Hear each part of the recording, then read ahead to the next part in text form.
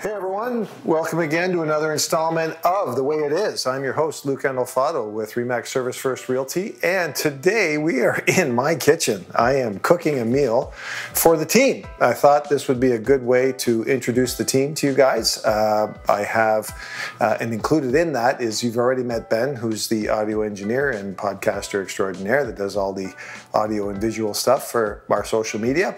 But you've seen the posts maybe for my licensed assistant Sam Myers, my newest licensed assistant Joel Malcolm, and we also have with us our property manager Laura Dana Mazzone for our proactive property management company. So we are a full-service one-stop shop, as you can see. So we thought we'd take the opportunity to say hi and introduce everyone. So, and then I'm going to cook food, so which I always love to do, and it always makes me in a good spot. So, everybody, my name is Joel. I'm the newest member on Team Luca First.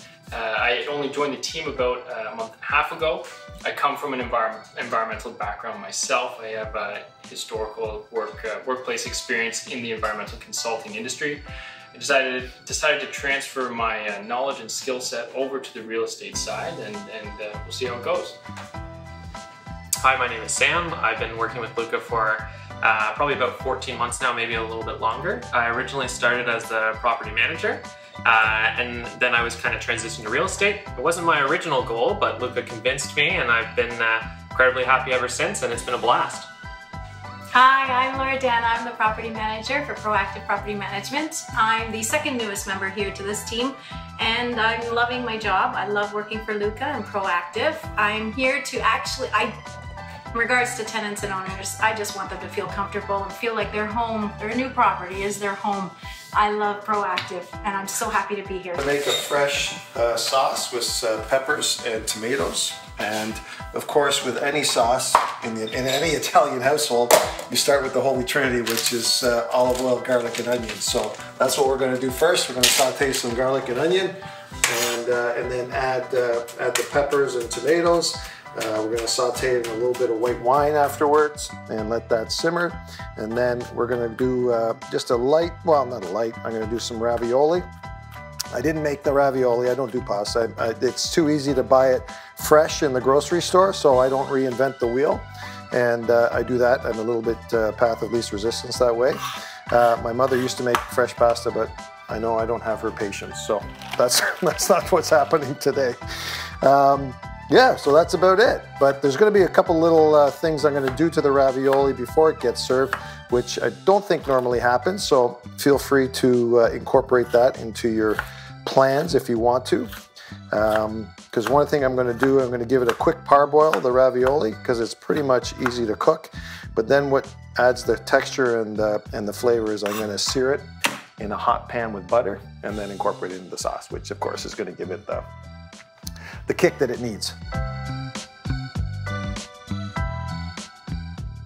All right, so we got everything sauteing here now. We've got started with our garlic and onion. I also threw in a bit of jalapeno and some red hot chilies because I like a bit of a bite, so you can temper that yourself. So everything's gonna just get happy in there, and then all we're gonna do is just add a little bit of white wine. And again, I don't measure, so half a cup, quarter cup. Drink the rest yourself, whatever you want to do. Some Italian seasoning. I don't have any fresh herbs, sadly, because not a gardener. But if you had fresh basil or fresh oregano, that would be awesome. You know, in a pinch, I use the dry stuff, which is truly, when it simmers down, is just as good. So there you go. That's that. So that's going to simmer for a little bit. We got the water on for the pasta, and that's our thing right there. Seasoning, like I said, is some the dried Italian herbs mix, and then just some basic salt and pepper. So, you know, that's the nice thing about Italian cuisine, and what I learned from my mom is you don't overcomplicate things. Why everybody likes Italian cuisine, because it's pretty simple and get great flavors out of keeping shit simple. So as you can see, it's easy. This stuff comes already made, it's fresh, it's got a best before date, so you just have to keep it refrigerated, and it's so easy, just so easy.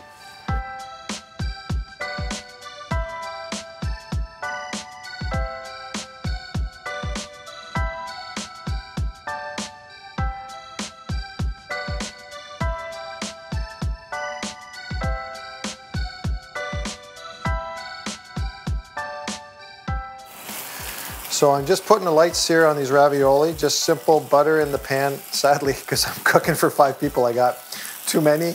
But anyway, some of them will get seared, others won't. And again, this shouldn't take too long.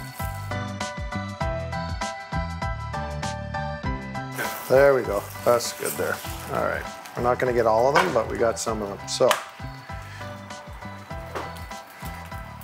now all we do is incorporate the ravioli into the sauce. I wish you could smell this, but it smells pretty good. All right.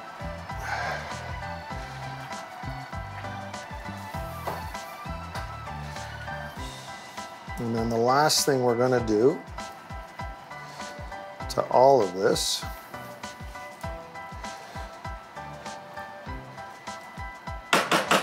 is a healthy dose of Parmigiano.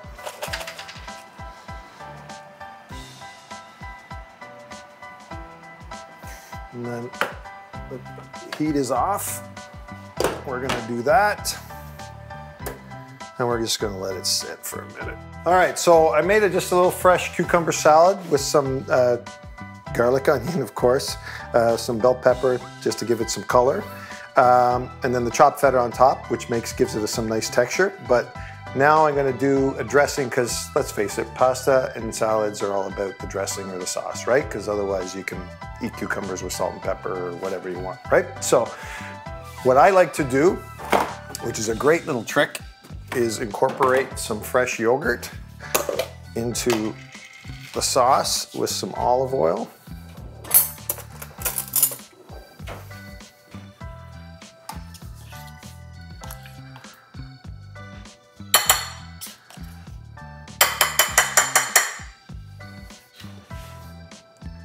So you can mix this ahead of time in a vessel if you have one.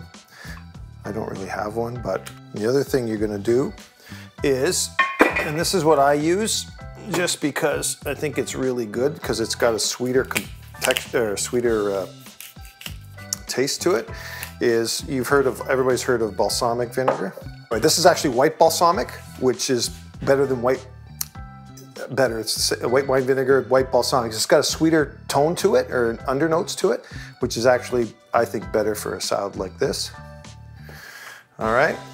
Salt, you don't need. If you add salt, then you can, but the feta has enough salt for everything in here. Fresh cracked pepper. If you want, again, I'm gonna cheat, a little Italian dry seasoning. And then the reason I put it in this vessel is because I'm gonna cheat and I'm gonna do this.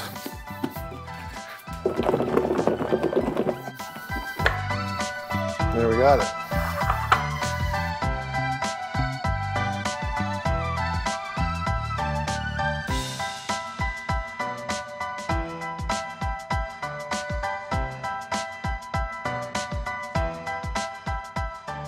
So we enjoyed a fantastic meal, and like I said, hopefully you get to, if you want to try to replicate it, that's fantastic. If you want to do it here, I'm happy to do that as well. So, but you know, this wouldn't be a team meeting, I guess, without being a little bit self-indulgent. So we have to do a little bit of marketing and self-promotion.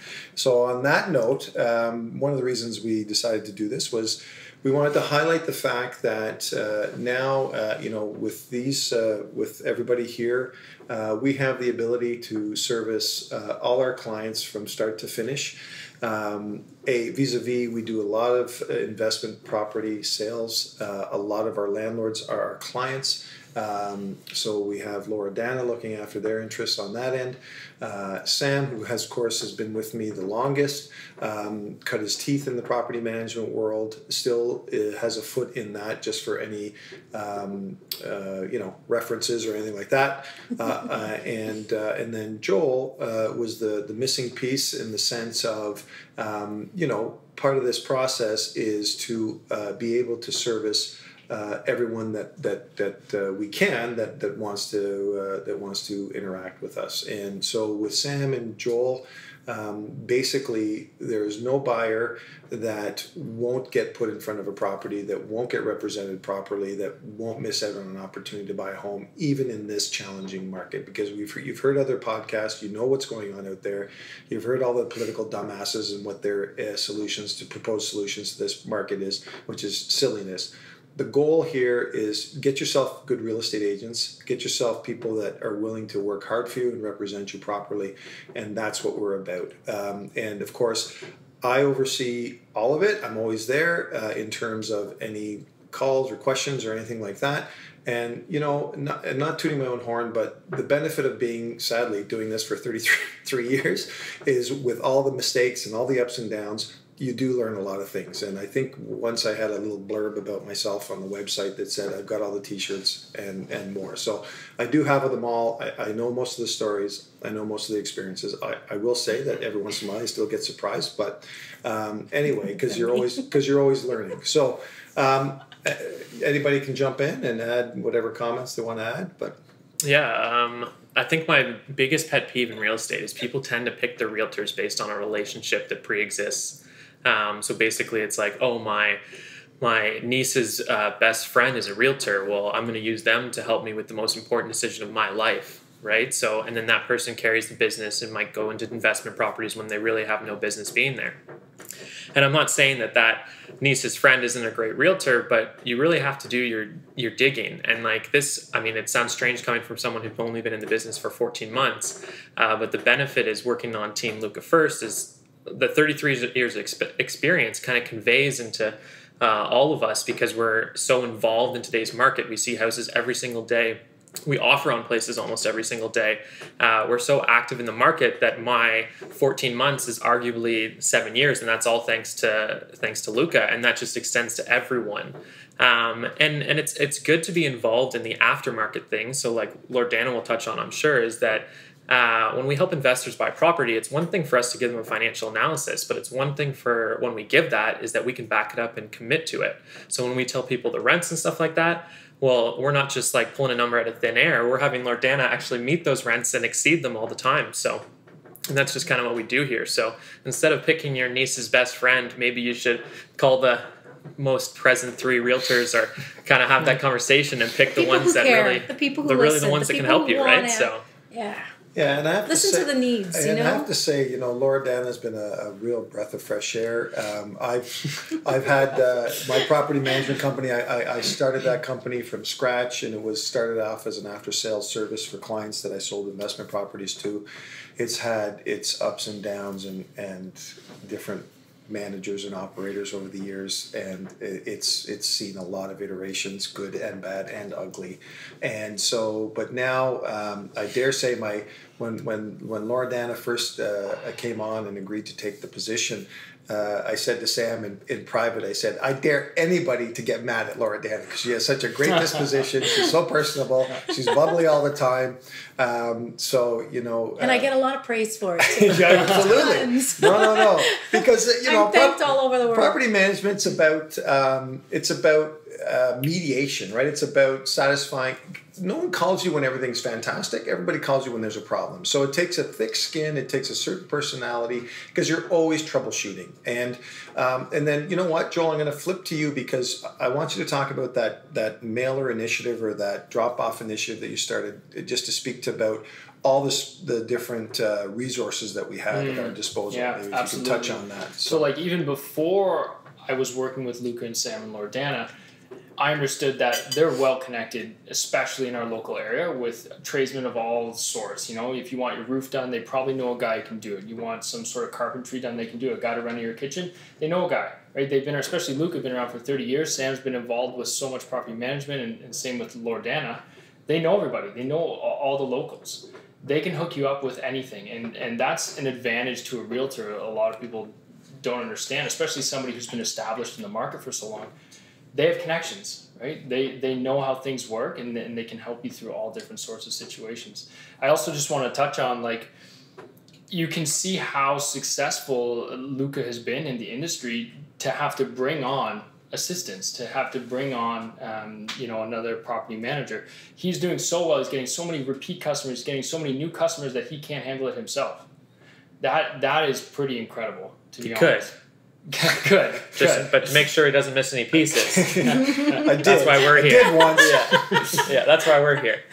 So it's just speaking to his character and the way he handles himself and during the transactions that his clients feel that they're really he's really looking out for them and speaking to their best interests.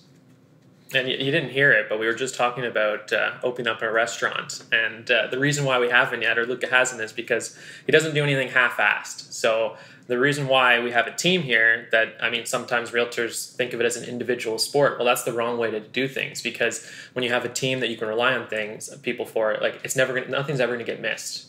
Right? That's why you're always in front of the properties. That's why when you're listing your home, it's being put everywhere and out there. And especially the guy behind the camera, I mean, he's posting that on all social media and stuff like that and creating crazy videos that most realtors don't use. And there's a success there, right? Because, I mean, my generation, we use social media all the time. So that's kind of how we do things on this team. Is it's not half-assed. It's everything's done properly, and we make sure we have the infrastructure in place. Yeah, and I'm glad you brought it up, because Ben, obviously, the guy behind the camera is Bren came on, what now, 4 or 5 months ago? 3 or 4 months ago? Anyway, Yeah, something like that. Yeah. Something like that. And you know what? It's I think the podcast has flourished because of it. I think our social media feeds have flourished because of it, and I'm an old school guy, so I mean, me and social media don't get along, but that's why we felt the need and we needed to have Ben in place, because it's a new world out there and it's a different demographic and that you have to appeal to, and people want to know that. That's how they're consuming their information now, right? In these little snippets of stories and reels and videos and things like that. So we're trying to be present. We're trying to be, current. I think we are. I'm fortunate to have, everyone's younger than me here. So I'm fortunate that I'm able to be like that or be associated with them, because it makes me younger, at least feel younger anyway. And so, because I don't want to be anybody's father either. I want to be a colleague. And and so, I mean, that's what it's about. And you've heard me say this before. The one thing in mentoring everyone here is that the premise behind all of it is that we don't treat anybody like a paycheck. We treat everyone as individuals. We treat them as part of the family, quote unquote, not to sound too sappy or too cliche, but everyone gets treated as if we are sitting in their shoes, and how would we want to be treated, and how would we want to move through whatever transaction is happening, whatever situation is happening, right? We're not about pushing people into situations that they shouldn't be pushed into, which sadly is occurring in this marketplace, has occurred even for over the last 30 some odd years, and will continue to occur, simply because there's too many, and I've said this before, there's too many agents out there today, and I'll go on record as saying this because they exist all over the place, getting their licenses for all the wrong reasons, right? They get caught up in this market, in the stories of, oh, so and so made so much money last year, and so and so. And I'm going to tell you this: Joel's experiencing it now. I mean, Sam's been with me 14 months, and he's right. He knows more today than some agents, I dare say, that have been licensed in this city for over 10 years. Okay. Joel is learning very quickly as well. He's getting mentored not only by me, but Sam, fortunately, because they're glued at the hip, which is great. But the other thing is, it's about the fact that we understand the current market. We understand the changes. We understand the influences, the variables that are happening. We engage ourselves in literature, keeping up to date with market trends, keeping up to date with interest rate trends, keeping up to date with banking trends, keeping up to date with macroeconomic trends or microeconomic trends, and not to oversell it or to make it seem like it's, more than it is. But if you're not fully immersed in this business and all you care about is picking dollar bills off trees, it's not going to work. And I've had agents come and go in licensed assistants over the years, and I'd have to do a count in my head quickly, but over all the years and all the licensed assistants I've had, I think there's less than 5 that are continue to be licensed and making a living in this city. So anyway, not to toot my own horn, but I am tooting it because I never do it really that well, and not really. It's not really in my personality trait to do that, but it's also a business where if you don't tell people and you don't tell people what you can do, then they're not going to know either, right? So yeah, that's, I guess, what we're about. So thank you for listening, and I thank you for joining me in my home. Love to have you again, and yeah, maybe this might become maybe a monthly or a quarterly thing. Oh, We'll yeah. never know. So